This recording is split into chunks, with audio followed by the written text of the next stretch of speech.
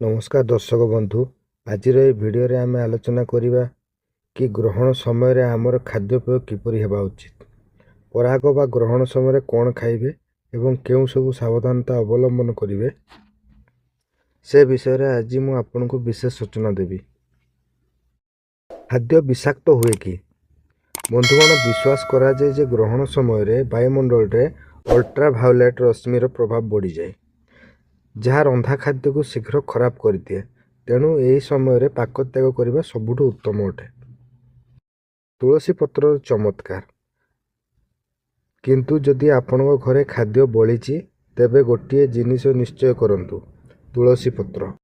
विज्ञान कहे तुलसी एक प्राकृतिक जहाँ खाद्य को दूषित होबारु रक्षा करे।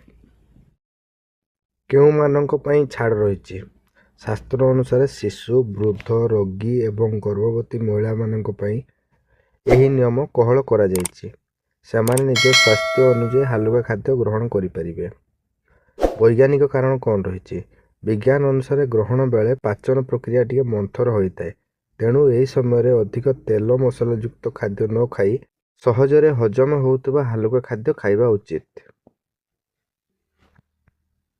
शरीर को हाइड्रेटेड रखिया पई पानी, नड़िया पानी बा ताजा फल रस पी पारिबे।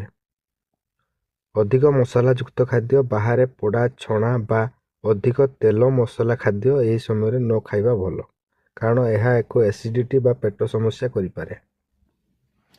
ग्रहण छाड़िबा परे स्नान सारी शुद्ध होई सतेज खाद्य खाइबा सबुठारु भल।